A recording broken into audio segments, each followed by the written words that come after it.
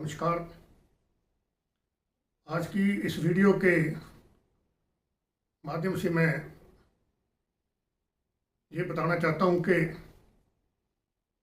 Army और central armed police forces की duty और उनके जो वेलफेयर स्कीम्स हैं उसमें क्या डिफरेंस है। क्योंकि हमारी वीडियोस के नीचे जो कमेंट्स आते हैं तो बहुत बढ़िया कमेंट्स करते हैं जो सेंट्रल आर्म्ड पुलिस फोर्स के सर्विंग जवान हैं या गवर्नमेंट एम्प्लॉइज़ हैं या रिटायरीज हैं। और उनमें से कुछ एक ने क्वेश्चन किया है कि हमारे को अभी तक क्लियर नहीं है कि आर्मी और सेंट्रल आर्म्ड पुलिस फोर्सेस के में वेलफेयर स्कीम जो होती है वो कौन सी ऐसी है जो उनको मिलती है हमारे को नहीं मिलती है। तो बिल्कुल सही क्वेश्चन किया है, क्योंकि सेंट्रल आर्म्ड पुलिस फोर्स का जो जवान है वो 24 आवर अपनी ड्यूटीज़ में इतना बिजी होता है कि उस तक ये इंफॉर्मेशन नहीं पहुंचती है।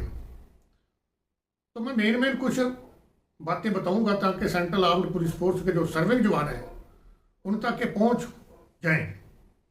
सबसे पहले तो मैं ये बताना चाहता हूं कि गवर्नमेंट ऑफ इंडिया है जो ये कहती है कि आर्मर्ड फोर्सेस जो हैं हिंदुस्तान की वो तीन हैं, आर्मी, नेवी और एयरफोर्स।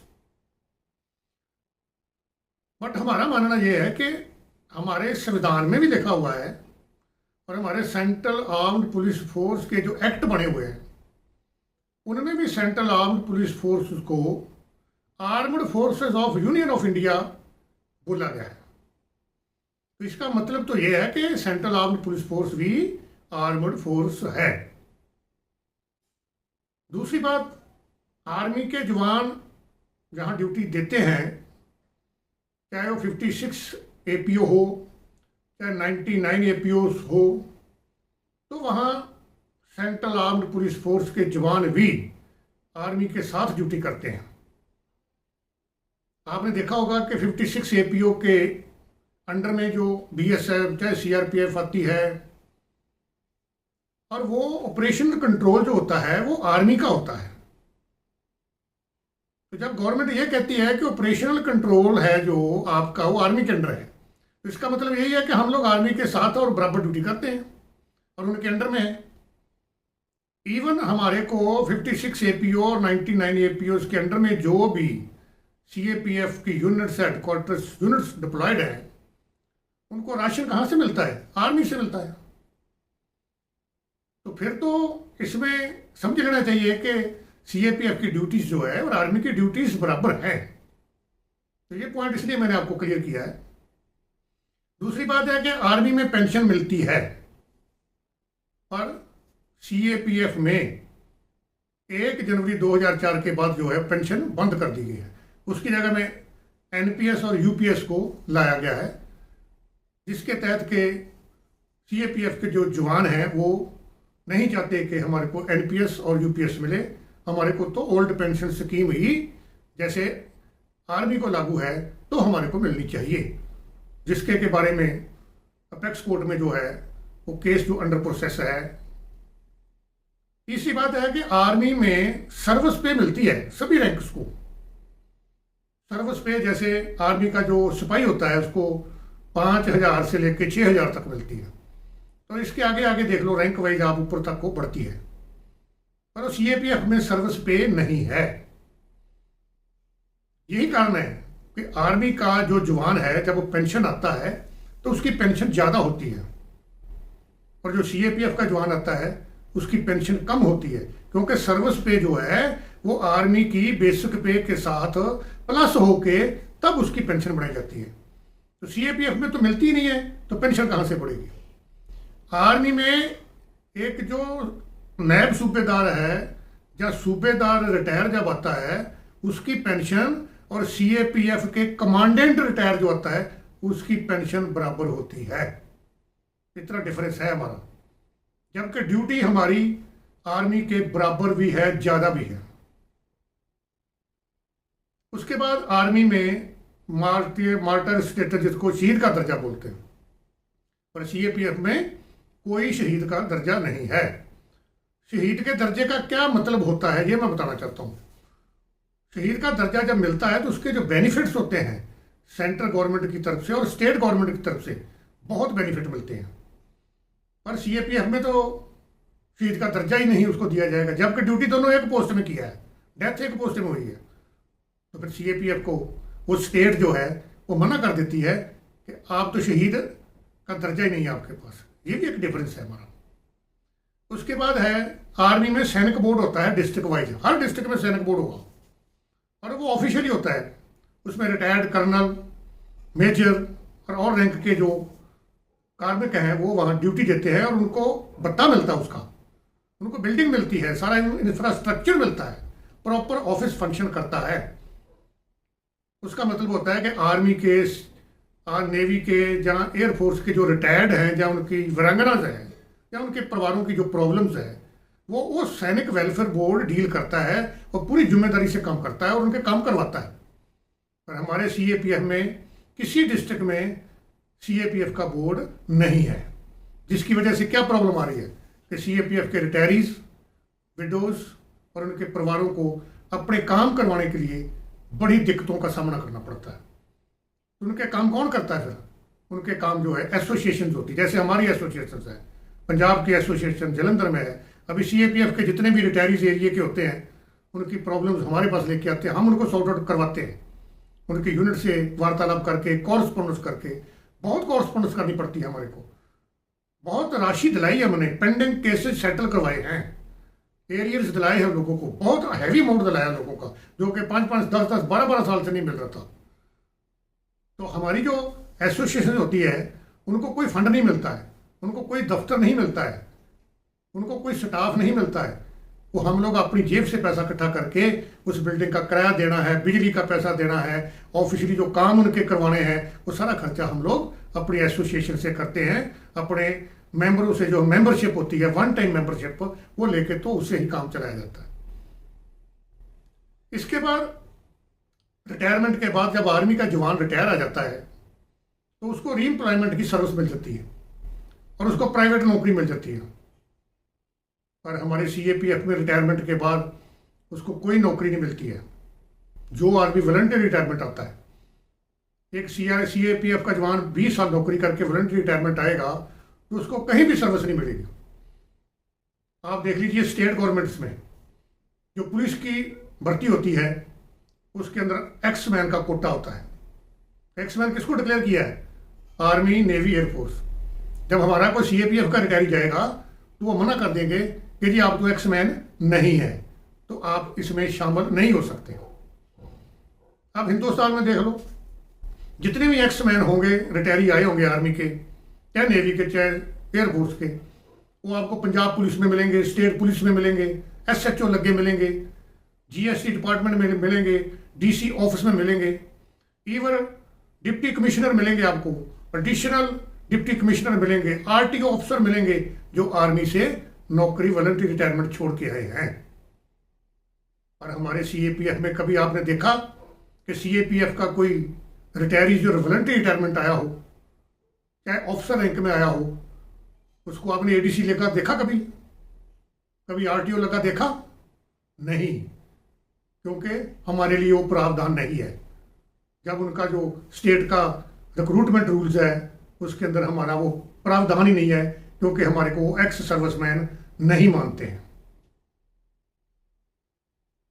और नेक्स्ट पॉइंट है कि जो भी आर्मी, नेवी, एयरफोर्स के रिटायरीज आएंगे उनको एडमिनिस्ट्रेटिव जो ऑफिस होते हैं, डीसी ऑफिस हुआ, स्टेट गवर्नमेंट के ऑफिस हुए, उसके अंदर जो वेलफेयर स्कीम्स होती है, चाहे गैस कनेक्शन हो, चाहे पेट्रोल पंप लगाना हो, चाहे आपने गाड़ी का रूट परमिट लेना हो, तो आर्मी के जवान को सबसे पहले मिलेगा क्योंकि वो एक्समैन है। पर हमारे सीएपीएफ को कोई नहीं मिलेगा, बोलेंगे कि आप एक्स सर्विसमैन नहीं है, आप उस कोटे में नहीं आते हैं। आर्मी में, एयरफोर्स में और नेवी में 1 रैंक 1 पेंशन लागू है, और सीएपीएफ में कोई 1 रैंक 1 पेंशन नहीं है। आर्मी, एयरफोर्स, नेवी को हिंदुस्तान की आर्मड फोर्स बोला गया है, और सीएपीएफ को क्या बोला है, आप सिविलियन हो। एयरफोर्स आर्मी को और नेवी को जो है उनके अलग रूल हैं, और हमारे क्या रूल हैं, हमारे कोई सीएपीएफ के सेपरेट रूल नहीं है। हमारे को सेंट्रल सिविल सर्विस रूल लागू है, जो कि कितने सालों से चलते आ रहे हैं। चाहे पीएनटी डिपार्टमेंट का होगा, चाहे रेलवे का होगा, चाहे कोई भी गवर्नमेंट एम्प्लॉय होगा, उसको कौन से रूल लागू है, सीसीएस रूल लागू है। वो क्या ड्यूटी करते हैं, ड्यूटी सुबह जाते हैं 10 बजे, शाम को 5 बजे अपने घर में आते हैं। उनके पास फोन है, दिन में 10 बार अपने परिवार से बात करते हैं। हमारा सीएपीएफ का जवान, उसको भी सीसीएस रूल लागू है। वो कभी फोन से बात नहीं करेगा, उसको मना कर ही नहीं सकता है, उसका फोन ड्यूटी में जमा हो जाएगा। अगर वो करता पकड़ा गया उसको पनिशमेंट मिलेगी। तो फिर फर्क क्या हुआ सिविलियंस में, तो हमारे सेंट्रल आर्म्ड पुलिस फोर्सेस में। ये तो सिविल पब्लिक को भी सोचना चाहिए कि ये सिविलियन नहीं है।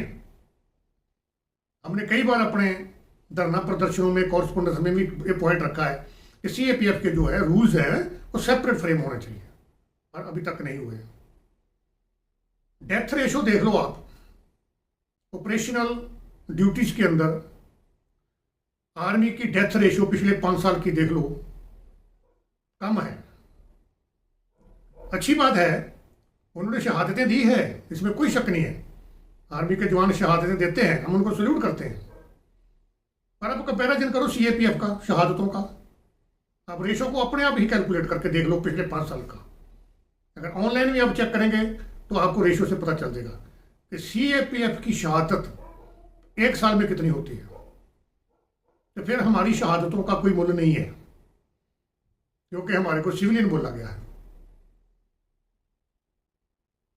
सुसाइड केस देख लो, अच्छी बात है, आर्मी में, नेवी में, एयरफोर्स में सुसाइड जो रेशो है कम है, क्योंकि उनके वेलफेयर स्कीम्स बहुत हैं, उनकी ड्यूटी बहुत बढ़िया है। पर हमारी सुसाइड केसेस सीएपीएफ के देख लो, पिछले 5 साल में कम से कम 700 आदमी ने सुसाइड किया है। ये भी रेशो ऑनलाइन से पता चल जाएगा। क्यों किया है, क्योंकि उसकी ड्यूटी हार्ड है, उसको रेस्ट एंड रिलीफ नहीं मिलता, उनको वेलफेयर स्कीम्स नहीं मिलती, उसकी सुनवाई नहीं होती, वो टेंशन में रहता है अपनी ड्यूटी में, उसको अपने पीछे से परिवार का फिक्र रहता है, इसलिए सुसाइड केसेस होते हैं। आर्मी, एयरफोर्स और नेवी में जीएसटी एग्जेम्प्टेड है। हमारे को टेम्पररी जीएसटी एग्जेम्प्ट किया हुआ है सीएपीएफ की जो कंटीन है, परमानेंट नहीं है। ये भी एक कंफ्यूजन है जो कि हमारे सीएपीएफ सर्विस भाइयों को नहीं पता। जो अभी कंटीनों में आपको जीएसटी माफ किया है, ये परमानेंट नहीं है सोल्यूशन। ये टेम्पररी एमएचए एक बजट अलॉट करता है साल के लिए, वो बजट से पैसा देता है, गवर्नमेंट पैसा देती है उसको, एमएचए पैसा देता है। हम लोग समझते हैं कि जीएसटी माफ है जी, परमानेंट नहीं है। आप इस जीएसटी जो आपको एग्जेम्प्टेड किया हुआ है टेम्पररी, इसके अंदर आप 2 पहिया व्हीकल भी नहीं ले सकते, 4 पहिया व्हीकल नहीं ले सकते। तो कितना डिफरेंस है। अगर कोई ये क्वेश्चन करे हमारे के ऊपर, चाहे हमारे सीएपीएफ के जवानों के ऊपर, कि जी आप तो 60 साल नौकरी करके आते हो, आर्मी का जवान तो 17 साल नौकरी करके सिपाही आता है, तो मान लेते हैं हम। हमारे को क्यों बोलते हो आप CAPF, central armed police force क्यों बोलते हो? हमारे को भी आर्म्ड फोर्सेस बोलो ना, हमारे को भी घर भेज दो जितनी आर्मी नौकरी करता आता है जवान। पर हमारे को वो सारी सहूलतें देनी पड़ेगी जो आपको आर्मी को दे रहे हैं गवर्नमेंट। हम भी आने के लिए तैयार हैं, वॉलंटियर रिटायरमेंट, हम भी आके डीसी लगने के लिए तैयार हैं। हम भी चाहते हैं एडीसी लगे, हम भी टेस्ट दें।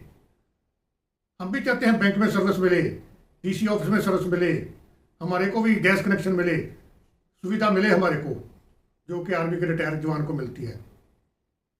हमारे को मलायो, आर्मी के साथ मलाया जाए, आर्मड फोर्सेस हमारे को भी माना जाए।